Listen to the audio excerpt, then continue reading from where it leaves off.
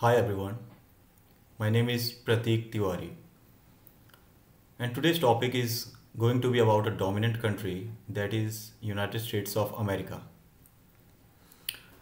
Economically, it stands as the world's largest economy, accounting for over 25% of global GDP, leading the world in innovation, research, and entrepreneurship. Americans' power and influence extend beyond market, bolstered by a strong defense, a rich cultural export, a leadership in science, technology, and space exploration. And you know why it is best? Because Americans have never, ever, ever, ever let their country down. You know, they don't scare easily, they never bow, they never bend, they never break. They are Americans, second to none, and they on the finish line. Don't ever forget that. That's why they are called the powerhouse of the world. You know, और through presentation हम इसे समझेंगे, deep analysis करेंगे. Let's go. सबसे पहले हम map से समझते हैं. ये यूनाइटेड स्टेट्स ऑफ अमेरिका का मैप, और अगर हम इसके नॉर्थ में जाए तो यहाँ पे अलास्का, ये पार्ट है यूएस का. ठीक है, अगर हम जूम इन करते हैं तो यूएस जो है वो घिरा हुआ है नॉर्थ अटलांटिक ओशियन से और नॉर्थ पैसिफिक ओशियन से. और कुछ स्टेट्स की बात अगर करें हम तो ये है विस्कॉन्सिन, मिनेसोटा, नॉर्थ डकोटा. अगर न्यूयॉर्क की बात करें तो वो यहाँ पे है. ठीक है, और जो इसका कैपिटल वाशिंगटन डीसी वो यहाँ पे आपको मिल जाएगा. कुछ और भी इसके स्टेट है California, largest states of United States of America, Arizona, New Mexico, Dallas, Colorado, Utah, Wyoming, Montana, Washington DC, Oregon. So these are 50 states of United States of America. अब हम थ्रू स्लाइड समझते हैं. The United States of America, a global superpower. From its founding principle to its modern global influence, this presentation explored the remarkable journey of the United States as it evolved into the world's dominant economic, military and cultural force. अगर हम American landscape की बात करें तो United State is the fourth largest country in the world by area. चौथी सबसे बड़ी जो है ये कंट्री है by area, spanning 3.8 million square miles across North America. It's federal republic of 50 states. जैसे मैंने आपको बताया, मैप में दिखाया कि इसके जो है 50 स्टेट्स हैं. Okay, from the glaciers of Alaska to the tropical climate of Hawaii, the US encompasses an extraordinary diversity of landscape, climate and ecosystem. अगर हम इसकी स्टेट्स की बात करें, नॉर्थ ईस्ट में Connecticut, Maine, Massachusetts, new hemisphere, New Jersey, New York, Pennsylvania. Mid west में बात करें, Illinois, Indiana, Iowa, Kansas, Michigan, Minnesota, Missouri, Nebraska. South में बात करें, Alabama, Arkansas, Delaware, Florida, Georgia, Kentucky, Louisiana, Maryland, Mississippi, North Carolina, South Carolina. West की बात करते हैं, Alaska, Arizona, California, Colorado, Hawaii, Idaho. तो मैंने आपको मैप पे दिखाया, ये है नॉर्थर्न, ये है ईस्टर्न, वेस्टर्न एंड सदर्न. ये सारे जो है स्टेट्स हैं, 50 states of United States of America. अब बात करते हैं अमेरिकन डेमोक्रेसी की. The structure of the government, executive branch, तो led by president who serve as both head of state and government, implemented and forces law pass by Congress. तो जो president होते हैं वो हेड होते हैं स्टेट, किसी भी स्टेट के और गवर्नमेंट के. कैसे? तो लेजिस्लेटिव ब्रांच को आप देखिए, कांग्रेस. ठीक है, तो कांग्रेस कैसा होता है, जैसे कि हमारे इंडिया में लोकसभा, राज्यसभा होता है, जहाँ से कोई भी बिल, कोई भी ड्राफ्ट जो है वो बिल में कन्वर्ट होता है. In the same way United States of America के अंदर कांग्रेस कहलाता है, जो कि दो हाउसेस से मिलता है, सेनेट और house of representatives. Make federal laws. Federal laws मतलब क्या हुआ कि हर एक स्टेट जो है वो फेडरल स्टेट है, मतलब उसके खुद के कॉन्स्टिट्यूशन होते हैं. यूनाइटेड स्टेट्स के अंदर हर एक स्टेट एक फेडरल स्टेट कहलाता है. क्यों? क्योंकि उसके खुद के कुछ लॉज होते हैं, खुद के उसके कानून है, खुद की उसकी कुछ ड्यूटीज़ होती हैं. तो जो कांग्रेस है वो फेडरल लॉज को पास करता है. डिक्लेयर वॉर, अगर किसी कंट्री के ऊपर वॉर करनी है तो कांग्रेस जो है वो इसको पास करेगा कि हम किसी भी कंट्री के ऊपर वॉर जो है कर सकते हैं. Controls federal spending. ठीक है, अब जुडिशियल ब्रांच की बात करते हैं तो वहाँ पे एक सुप्रीम कोर्ट है, federal court, interpret laws and determine if they violate the constitution. अगर कॉन्स्टिट्यूशन को कोई भी कानून वायलेट कर रहा है तो वो जो है that will be looked after by supreme court. The US government operates on a system of checks and balances with each branch having powers that can limit the others, preventing any single branch from becoming too powerful. तो checks and balances होता है, मतलब कोई भी government का ऐसा part ना हो कि जिसके पास पावर जो है वो ज़्यादा हो और किसी पास कम हो. चेक्स एंड बैलेंसेस होता है, तभी they cannot be more powerful and they cannot take any decision, rational, irrational decision. अब हम बात करते हैं कांग्रेस की। तो जैसे मैंने आपको बताया कि हमारे इंडिया में लोकसभा राज्यसभा होता है, तो यहाँ पे कांग्रेस कहलाता है द सेनेट और द हाउस ऑफ रिप्रेजेंटेटिव। तो सेनेट के अंदर क्या होता है, 100 मेंबर्स होते हैं, 2 फ्रॉम ईच स्टेट्स। तो यूएस के अंदर 50 स्टेट्स है और हर स्टेट से 2 जो है मेंबर नॉमिनेट होते हैं सेनेट के अंदर। 6 ईयर टर्म होता है, मिनिमम एज जो होता है वो 30 ईयर्स होता है, and presided by vice president.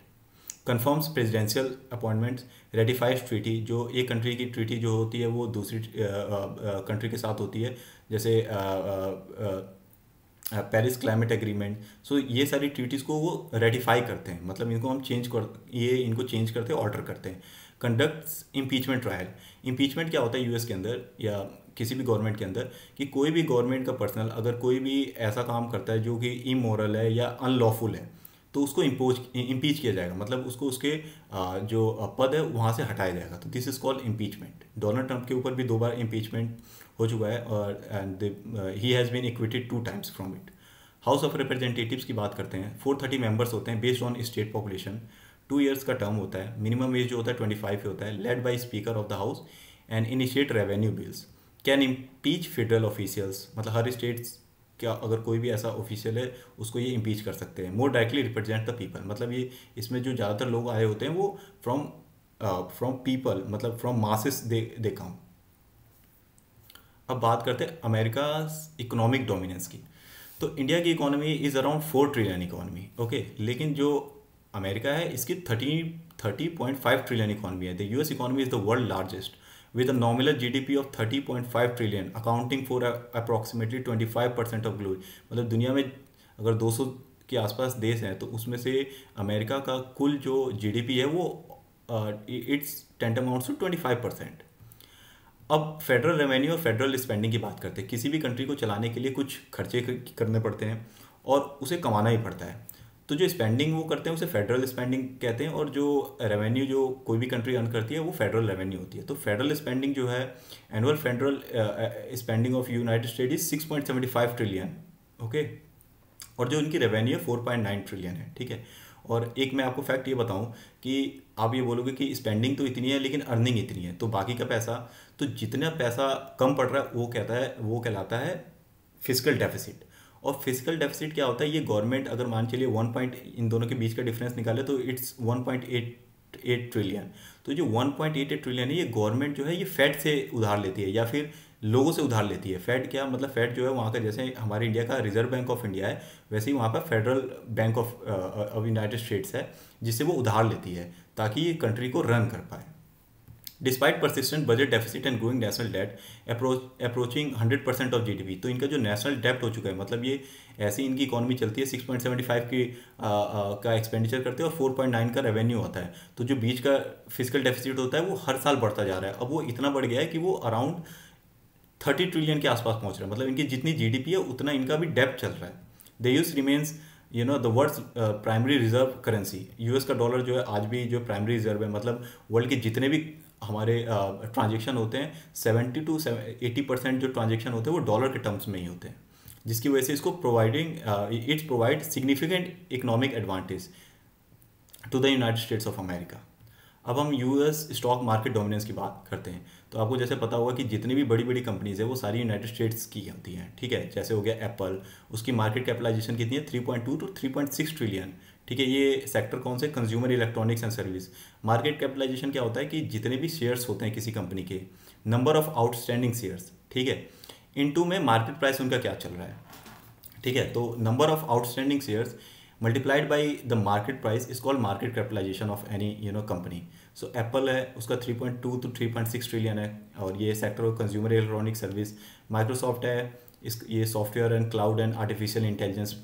Nvidia हो गया, अल्फ़ाबेट हो गया, अमेजोन हो गया, मेटा प्लेटफॉर्म हो गया जो कि social media and virtual reality में डील करता है।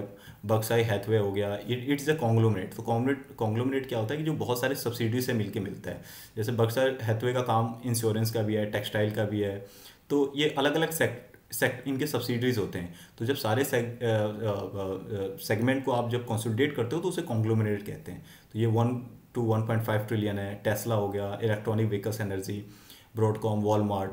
सो American companies dominate global market capitalisation with 7 of the world's 10 most valuable companies headquarter in the United States. अब बात करते हैं हम बैंकिंग सेक्टर की। किसी भी कंट्री का जो फाउंडेशन है वो बैंकिंग सेक्टर से ही निर्धारित होता है कि वो कितना स्ट्रॉन्ग बनता है। तो कुछ जो मेजर इनके बैंक है वो है JP Morgan Chase, largest US bank with 4.1 trillion in asset. इसकी जो हमारी इकोनॉमी है इंडिया की वो है 4.4 ट्रिलियन, लेकिन जो यूएस का एक सिंगल बैंक जेपी मॉर्गन, इसका जो एसेट है वो है 4.1 trillion. Offer investment banking. Investment banking क्या होता है कि किसी भी जैसे कंपनी को जो है वो पैसे की जरूरत पड़ती है मार्केट से, तो ये जो बैंक्स होते हैं जैसे जेपी मॉर्गन, ये उस कंपनी की हेल्प करते हैं। जैसे मान चलो फेसबुक को पैसे की ज़रूरत है, तो वो जेपी मॉर्गन के पास जाएगा कि प्लीज़ आप ये बताइए कि मुझे कहाँ से पैसा उठाना चाहिए जो जिसमें मुझे कम से कम इंटरेस्ट देना पड़े, ठीक है। या फिर ये रीऑर्गेनाइजेशन ऑफ कंपनीज भी करते हैं। अगर फेसबुक को बहुत ज़्यादा लॉस हो रहा है तो उसके बैलेंस शीट को रिकंस्ट्रक्ट भी किया जाता है, उसके एसेट लाइबिलिटीज़ को चेंज भी किया जाता है। तो ये काम होता है इन्वेस्टमेंट बैंकिंग का।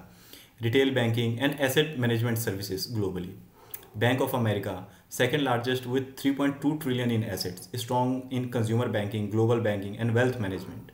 Third is Citigroup, asset of 2.4 trillion with extensive international presence, specialized in global corporate and investment banking. Wells Fargo, fourth largest with 1.9 trillion. So US provide essential services including retail banking, commercial lending, investment banking, or wealth management, and international finances. So these are the things that supports America's economic dominance. That's why it is called the dominant economy of the world. बात करते हैं US federal budget की। तो 2024 का अगर हम budget ले लेते तो बजट हाईलाइट में देख, टोटल रेवेन्यू उनको कितना हुआ 4.9 ट्रिलियन उनका जो है रेवेन्यू हुआ, मतलब उनकी कमाई हुई पूरे साल एक देश की 17.1% ऑफ जीडीपी। टोटल स्पेंडिंग उन्होंने कितनी की 6.752। अब इन दोनों के बीच का डेफिसिट कितना आया 1.833 ट्रिलियन, ठीक है। और ये जो है cumulate over the period of time आज ये 28.2 ट्रिलियन में, मतलब हर साल डेफिसिट होता है और हर साल ये इनको चुकाते हैं, ठीक है। लेकिन आज जो क्यूमुलेटिव नेशनल डेट है वो 28.2 ट्रिलियन है। इसका मतलब जो इनकी टोटल जीडीपी है वो 30 ट्रिलियन है और नेशनल डेट है 28 trillion. So mandatory spending account for approximately 2/3 of all federal spending. और अगर हम यहाँ पे देखें rising interest payment plus 29 to 34% are growing. तो ये जो आप नेशनल डेट ले रहे हो, चाहे आप ये अपने रिजर्व बैंक से ले रहे हो, चाहे आप ये अपने लोगों से ले रहे हो, अगर आप डेट लेते हो तो उसके ऊपर इंटरेस्ट देना पड़ता है। तो जितनी भी कमाई होती है, अगर आप ये रेवेन्यू को देखो तो इसमें से मेजर पोर्शन जो होता है वो डेट में जाता है, डेट के इंटरेस्ट को चुकाने में, और जो बचता है वो जो है स्पेंड किया जाता है। अब अगर हम यहाँ पे मैप में देखते हैं तो इनका जो मेजर इन्वेस्टमेंट होता है वो किस पे होता है, social security, health programmes, defence, interest on debt, income security, veterans, education and other. अब हम बात करते हैं US global military presence, US की ग्लोबल मिलिट्री प्रेजेंस की। तो इनका जो टोटल मिलिट्री बजट है एक साल का है वो है 997 बिलियन, ओके। हमारे इंडिया का है $80 बिलियन, और देख लो आप मतलब 10 गुना से भी ज़्यादा military budget. The US accounts for 37% of global military spending, more than the next 10 countries combined. जो इसके बाद जो नेक्स्ट 10 कंट्रीज आती है जैसे रसिया हो गया, चाइना हो गया, इंडिया, सऊदी अरेबिया, उनको भी अगर कंबाइन कर दिया जाए तो उनसे भी ज़्यादा इसका जो है मिलिट्री बजट है। 750 फॉरेन बेसिस है, मिलिट्री इंस्टॉलेशन इन 80+ कंट्रीज़ के अंदर इनके फॉरेन बेसिस है, जहाँ पे इनके मिलिट्री पर्सन जो है वो सेटअप है, वहाँ पे उनकी आर्मी है, उनके एयरक्राफ्ट्स हैं। Providing unparalleled global forces projecting capabilities. 11 combatant commands होती है। अब कॉम्बेटेंट कमांड्स क्या होता है, यूएस ने क्या किया है, वर्ल्ड को ना कुछ सेगमेंट में डिस्ट्रीब्यूट कर दिया है कि यहाँ पे मेरा ये वाला कमांड चलेगा, यहाँ पे मेरा ये वाला कमांड चलेगा। जैसे कि Indo Pacific command, African command. अब नेक्स्ट स्लाइड में देखते हैं कि ये कमांड्स होते क्या हैं। अब यूएस मिलिट्री कमांड की बात करते हैं, ठीक है। इंडो पैसिफिक कमांड की बात करते हैं तो जैसे मैं आपको मैप पे दिखाता हूँ, अगर हम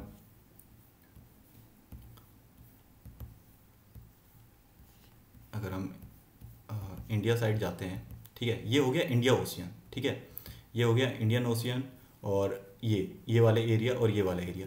तो यूएस ने क्या किया, इसे डिवाइड किया है कि मेरे आर्मी पर्सनल या मेरा जो जितना भी टोटल बजट होगा उसमें से कुछ लोग जो है वो हम इस एरिया को देखेंगे, ठीक है। तो ये है Indo Pacific command, covers 50% of earth surface including Asia Pacific and Indian ocean region, has 3,75,000 personnel and is crucial for containing Chinese expansion. तो यहाँ पे कम से कम इनके 3,75,000 के आसपास लोग हैं। एयरक्राफ्ट कैरियर भी यहाँ पे हैं, इनके हेलीकॉप्टर्स हैं, इनके फाइटर जेट्स हैं। और ये किस लिए हैं? ताकि चाइना को ये कंटेन कर सके। जैसे चाइना जो है ताइवान के ऊपर it wants to attack Taiwan and merge itself into a single country. तो इन सारी चीज़ों का एक्सपेंशन को रोकने के लिए उनका ये इंडो पैसिफिक कमांड है। यूरोपियन कमांड, ठीक है, ये यूरोप को बचाने के लिए, headquarter in Stuttgart Germany, covering Europe, Russia and Greenland. ऐसी सेंट्रल कमांड है responsible in the Middle East and parts of central Asia. मतलब अगर आप मिडल ईस्ट में जाते हैं, ये वाले एरिया, ठीक है, सऊदी अरेबिया, यमन, ठीक है, ईरान, इराक, तो यहाँ वाले कमांड को इन लोगों ने डिवाइड कर रखा है, सेंट्रल कमांड का नाम दे रखा है। Iraq, Syria, Afghanistan. African command, ठीक है, यहाँ पे ये अफ्रीकन कंटिनेंट को इन लोगों ने ऐसे डिवाइड कर रखा है कि ये हमारा अफ्रीकन कमांड है। Covers the entire African continent except Egypt, focuses on counter terrorism operation and training partners nation with staff components in Germany. इसके अलावा भी इनके बहुत सारे कमांड्स हैं, जैसे कि नॉर्थ अमेरिका कमांड जो कि अपने देश को देखने के लिए करते हैं, south command, space command, cyber command, strategic command, special operation, transportation. So these are the commands they have set up to look after the whole world. अब बात करते हैं हम यूएस के ग्लोबल अलाइंसेस की। अलाइंसेस क्या होते हैं कि जब वन और मोर ग्रुप जो है वो कंबाइंड टुगेदर होते हैं।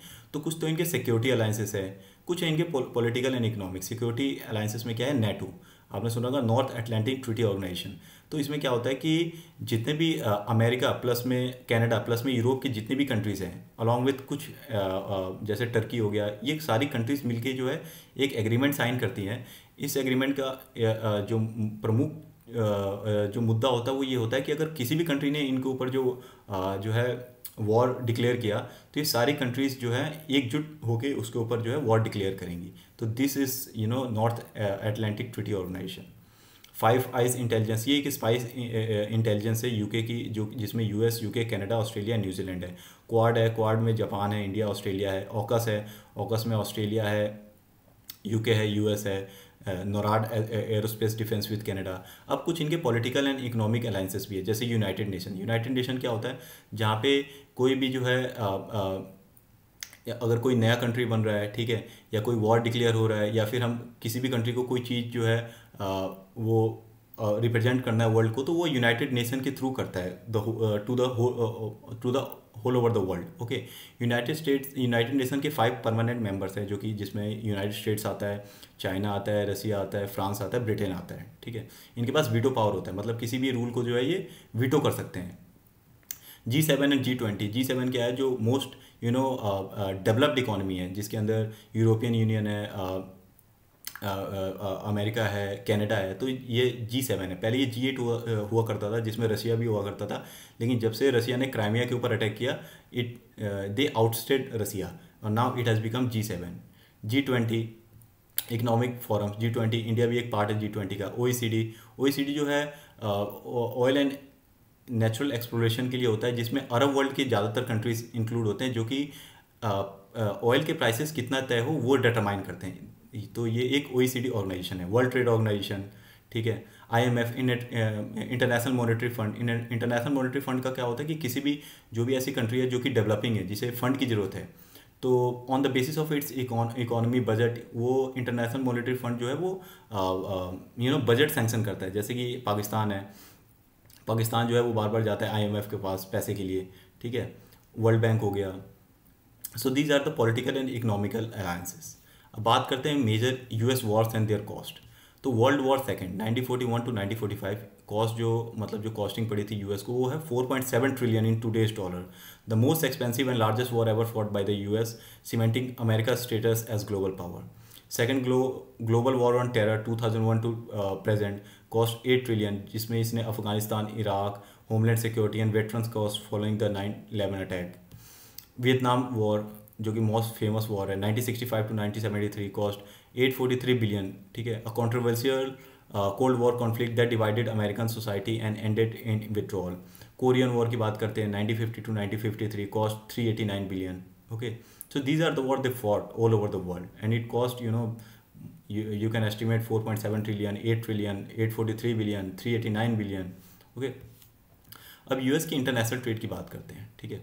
तो यूएस का जो सबसे ज़्यादा इंटरनेशनल ट्रेड होता है वो China, Mexico, Canada, Japan, Germany, मतलब these are the top 5 first.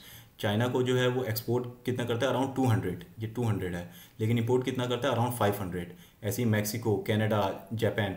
तो अगर आप देखो तो इनका यूएस का जो एक्सपोर्ट कम है लेकिन इंपोर्ट ज़्यादा है। इसका मतलब यूएस को ट्रेड डेफिसिट का सामना करना पड़ता है, मतलब दूसरे कंट्रीज़ को फ़ायदा होता है और यूएस को नुकसान होता है। So in 2025, US good exports reached 2.6 trillion, while imports total 3.26, resulting in a trade deficit of 1.20 trillion. ये ट्रेड डेफिसिट टोटल जो है, मतलब इन लोगों ने अगर 10-20 रुपये का सामान खरीदा तो 10 रुपये का बेचा, तो इस तरीके से जो है ट्रेड डेफिसिट हुआ इनको 1.2 ट्रिलियन का। द लार्जेस्ट डेफिसिट हुआ विद चाइना, सबसे ज़्यादा जो होता है चाइना। तभी ये टैरिफ गेम जो है, जो जैसे कि ट्रंप अभी टैरिफ गेम खेल रहे हैं, वो इसलिए खेल रहे हैं क्योंकि चाइना को जो है हमेशा ट्रेड सरप्लस होता है, मतलब उसे हमेशा 383 बिलियन का तो फ़ायदा हुआ है। That's why Trump always try to levy taxes, more taxes on these countries, China, Mexico and Vietnam. अब बात करते हैं हम कुछ हॉलीवुड, अमेरिकन कल्चरल एक्सपोर्ट। ठीक है, ये एज एन एक्सपोर्ट की तरह ट्रीट होता है यूएस में कि हम मूवीज़ बना रहे हैं और ऑल ओवर द वर्ल्ड जो है लोग देख रहे हैं इसे। जैसे कि जो मोस्ट फेमस है स्टार वॉर्स है, the force awakens, budget 533 million, highest estimated single film budget in history. Avatar है, the way of water, budget 400 million, मैंने भी ये मूवी देखी है। Ground breaking visual effects and under water filming technology. Avengers, ऐसा कोई होगा नहीं जिसने ये मूवी देखी नहीं होगी, budget 400 million, culmination of 22 interconnected film in the Marvel, मतलब बहुत सारे जो है मार्वल के अलग अलग पार्ट को मिला के ये जो है ये एवेंजर मूवी बनी है। अब हम नेक्स्ट जाते हैं, American innovation and technology. America आज दुनिया में डोमिनेट क्यों है, क्योंकि इसकी इनोवेशन और टेक्नोलॉजी जो है वो फार प्रोमिनेंट है और वेरी एफिशिएंट है as compare to other countries of the world. अगर हम बात करें सिलिकॉन वैली, जैसे बेंगलोर को हमारे इंडिया में सिलिकॉन वैली ऑफ इंडिया कहा जाता है, ऐसे ही यहाँ पे Silicon Valley, home to the world's largest technologies companies and thousands of startups. Silicon Valley has been the epicentre of digital innovation for decades. Artificial intelligence की बात करें, American companies like Google, Microsoft, Nvidia leads global AI research and development. Space exploration की बात करें तो NASA to private companies, like private companies भी हैं यहाँ पे, स्पेस एक्स है जो कि इलॉन मस्क का है, ब्लू ओरिजन जेफ बेजोस का है। ठीक है, ये प्राइवेट कंपनीज भी वहाँ पे होती है स्पेस रिसर्च के लिए। The US continues to pioneer space exploration and commercialisation. अब बात करते हैं अमेरिकन प्रेसिडेंट की, तो American there are many American president like George Washington, John Adams, Thomas Jefferson, इससे भी ज़्यादा फेमस है Abraham Lincoln, Franklin D Roosevelt, Ronald Reagan, Barack Obama, Donald Trump जो कि अभी रिसेंट प्रेसिडेंट है, जो बाइडन। अब इसके बाद हम बात कर लेते हैं the most controversial man, Donald Trump, 45th and 47th president. जब इनका फर्स्ट टर्म हुआ था 2017 से 21 में, उसके बीच में इन्होंने कुछ जो मेजर चीज़ों पे इन्होंने ध्यान दिया था वो था tax cuts and job act of 2017, border wall construction and immigration restriction. इनका हमेशा से कहना है कि मैक्सिकन लोग हैं वो ड्रग ट्रैफिकिंग करते हैं यूनाइटेड स्टेट्स ऑफ अमेरिका के अंदर। सो बॉर्डर वॉल कंस्ट्रक्शन को लेके इन्होंने बहुत ज़्यादा जो है उस टाइम जोर दिया था। ट्रेड वॉर विद चाइना इन्होंने स्टार्ट किया, कोविड-19 pandemic response, 3 supreme courts appointments इनका अभी तक हो चुका है, ट्वाइस इम्पीच हो चुके हैं, मतलब 2 बार ये कांग्रेस में जो है ये इम्पीच हो चुके हैं, मतलब इनको हटाने के लिए जो है कांग्रेस ने बिल पास किया, लेकिन ट्वाइस एक्विटेड, लेकिन ये फिर भी एक्विट हो गए, मतलब दोषी नहीं माने गए। अगर इनके बारे में थोड़ा पढ़ा जाए तो born in June 14, 1946 in New York city, Trump built his career as a real estate developer and television personality before entering politics. After losing the 2020 elections to Joe Biden, he won the 2024 election to become the 47th president. He is now the 47th president of US. और US के अंदर कोई भी president 2 term से ज़्यादा जो है वो प्रिजाइड नहीं कर सकता। ठीक है, अब कुछ अमेरिका डोमिनेंट तो है, पावरफुल भी है, लेकिन इसे कुछ चैलेंजेस फेस करने पड़ते हैं, जैसे ग्रोइंग नेशनल डेट। जैसे मैंने अभी आपको बताया कि इनके जो सरप्लस रेवेन्यू और जो इनका एक्सपेंडिचर है उसके बीच का जो डिफरेंस वो अब इतना बढ़ चुका है कि जितनी इनकी इकोनॉमी है आज उतना ही इनका डेट है, approaching 100% of GDP with rising interest payment consuming and increasing portion of the federal budget. Economic inequality है यहाँ पे, widening wealth gap between the richest, जो रिच है वो बहुत ज़्यादा रिच है और जो पुअर है वो भी पुअर है, with middle class wage stagnation. जो मिडिल क्लास का जो कमाने की क्षमता है वो स्टैग्नेंट हो गई है, मतलब वो बढ़ ही नहीं रही है। ग्लोबल कंपटीशन की अगर हम बात करें, राइजिंग चैलेंजर्स टू अमेरिकन हेजोमनी, मतलब इनकी जो हेजोमनी है, जो डोमिनेंस है, उसको आजकल कुछ कंट्रीज चैलेंज दे रहे हैं, जैसे रशिया हो गया, चाइना हो गया, और भी कंट्रीज जो कि बहुत ज़्यादा राइज कर रही हैं, जैसे कि इंडिया भी हो गया।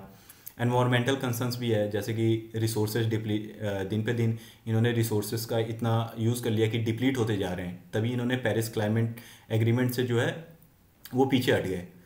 Pollution, climate change impact threatening long term sustainability. तो ये तो सारे उनके कुछ शॉर्ट ड्रॉबैक्स थे, लेकिन अमेरिका एंड्यूरिंग स्ट्रेंथ क्या है, मतलब ऐसा क्या चीज़ है जो अमेरिका को बहुत ताकतवर बनाता है, वो है इसकी इनोवेशन वाली economy. Unparalleled ecosystem for technological innovation, entrepreneurship and venture capital funding. तो यहाँ पे टेक्नोलॉजिकल इनोवेशन बहुत ज़्यादा होता है। वेंचर कैपिटल फंडिंग मतलब कोई भी पर्सनल जो है वो कुछ नया स्टार्ट करता है तो उसे फंडिंग बहुत आसानी से मिल जाती है यूनाइटेड स्टेट्स के अंदर। एज इंडिया के अंदर अभी ये ट्रेंड चालू नहीं हुआ है या हो रहा है, पर यूएस के अंदर बहुत जल्दी, तभी तो ये कहा जाता है land of opportunity. Cultural influence की बात करें, ग्लोबल रिच थ्रू एंटरटेनमेंट, इनकी जो मूवीज़ होती है ऑल ओवर द वर्ल्ड देखा जाता है। Media, education and consumer brand that shape world wide aspiration. Military power की बात की जाए, world's most advanced arm forces with unmatched power projection capabilities across all domains. Democratic resilience की बात किया जाए, constitutional system that has weathered numerous crisis while maintaining peaceful transfer of power from for over 2 centuries. बहुत सारे ऐसी problems आई हैं in the history of United State, लेकिन फिर भी बहुत पीसफुली जो है एक प्रेसिडेंट ने दूसरे प्रेसिडेंट को अपना पावर जो है वो ट्रांसफ़र किया है। So this was the overview of United States of America. So in a nutshell, I would like to say that our country, अगर हम अपनी कंट्री की बात करें तो our country is very far away from catching up to USA. But as we keep on investing in science, research and development, and most importantly in our people, only then we can achieve something. So जैसे कि हम we fight on caste, religion, ये सब एक different matter है, but becoming economically super power is of utmost importance because power bring peace। और अगर हम अपनी देश की बात करें, as a country of 1.45 billion people, our GDP is around 4 trillion, and USA with 34 crore people, it GDP is around 34.5 trillion, 30.5 trillion. See how far we are from them. So I want all you people to think about it as how can we change the world order and how can we make our country again. कुछ time निकालिए, इन सब चीज़ों को पढ़िए और सोचिए। Rest. Thank you very much, ladies and gentlemen.